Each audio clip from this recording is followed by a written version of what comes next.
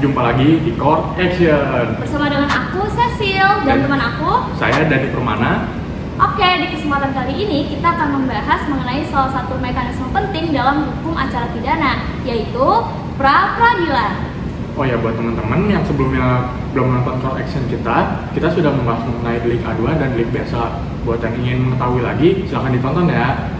Oke, karena kali ini kita akan membahas pra-peradilan dalam hukum pidana, akan ada beberapa hal penting dan seru untuk kita bahas. Salah satunya proses pemidanaan.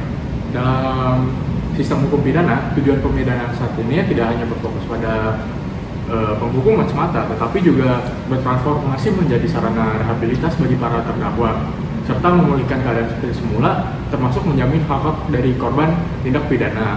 Nah, betul banget tuh. Dalam konteks perlindungan hak seseorang dalam hukum pidana, dikenal pula adanya pra-peradilan. Pra-peradilan pada dasarnya merupakan mekanisme yang bertujuan untuk memberikan perlindungan hukum terhadap tindakan upaya paksa yang mungkin bisa dilakukan oleh aparat penegak hukum.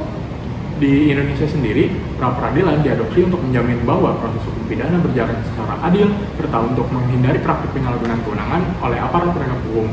Sebagaimana juga sejalan dengan pasal 28D ayat 1 Undang-Undang Dasar 1945 yang menjamin hak atas kepastian hukum yang adil.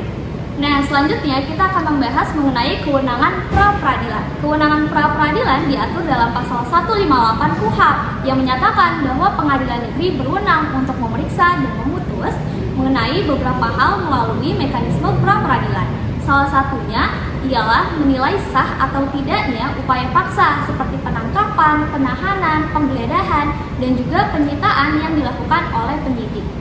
Yang kedua, pra-peradilan juga berwenang menilai sah atau tidaknya penghentian penyidikan atau penghentian penuntutan.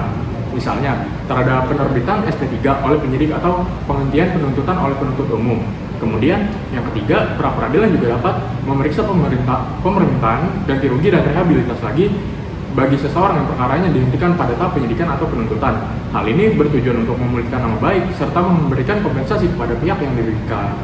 Selanjutnya, pra-peradilan juga berwenang untuk memeriksa penyitaan barang yang tidak berkaitan dengan tindak pidana, sehingga apabila nantinya benar-benar terbukti tidak relevan, maka barang bukti tersebut harus segera dikembalikan kepada pemiliknya. Selain itu, pra-peradilan juga berwenang untuk memutus mengenai penahanan atau pembentaran penahanan apabila terdapat alasan bahwa penahanan tersebut tidak sah atau tidak memenuhi ketentuan hukum yang berlaku. Perlu diketahui bahwa mekanisme pra-peradilan bersifat prayudisial, yang artinya pra-peradilan tidak membahas pokok perkara pidana atau menentukan seorang bersalah atau tidak. Terus gimana Kak dengan proses pemeriksaan pra-peradilan? Nah, berdasarkan ketentuan pasal 163 KUHP, pemeriksaan pra-peradilan dilakukan secara cepat, yakni dalam kurun waktu 3 hari sejak permohonan diterima, hakim harus segera menentukan hari sidang. Nantinya di persidangan tersebut, hakim akan mendengarkan berbagai keterangan dari berbagai pihak. Siapa aja sih pihak yang terlibat? Pertama, tersangka atau advokatnya. Kedua, keluarga tersangka. Ketiga, pihak yang berkepentingan. Keempat, penyidik dan juga penuntut umum. Dalam proses pemeriksaan ini harus dilaksanakan dengan cepat, yaitu paling lama 7 hari sejak permohonan dibacakan oleh hakim, lalu menjatuhkan hukuman putusan. Bahkan apabila pihak termohon tidak hadir dalam 2 kali persidangan, pemeriksaan pra-peradilan tetap dilanjutkan dan pihak dianggap melepaskan haknya untuk hadir. Nah, sekarang kita masuk ke jenis-jenis putusan dalam proses pra-peradilan.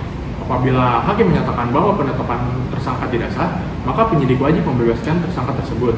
Kemudian, apabila penangkapan atau penahanan dinyatakan tidak sah, maka penyidik atau penuntut umum harus segera membebaskan tersangka. Jika hakim menghentikan penyidikan atau penghentikan penuntutan tidak sah, maka proses penyidikan atau penuntutan terhadap tersangka wajib dilanjutkan kembali.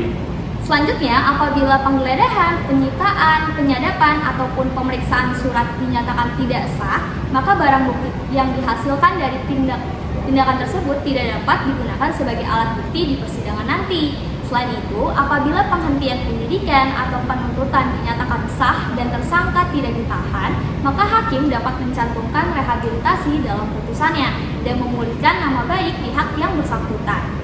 Dan jika terdapat barang yang disita tapi ternyata tidak termasuk dalam alat bukti dalam persidangan, maka hakim dapat memerintahkan supaya barang bukti tersebut dikembalikan kepada pihak yang berhak menerimanya.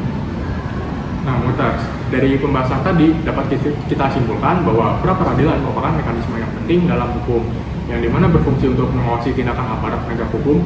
Dengan adanya pra-peradilan, diharapkan proses penegakan hukum dapat berjalan secara adil, transparan, serta menghormati hak asasi manusia.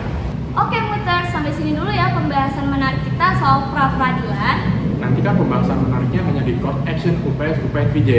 Jangan lupa like, Comment, and subscribe. See you on next video.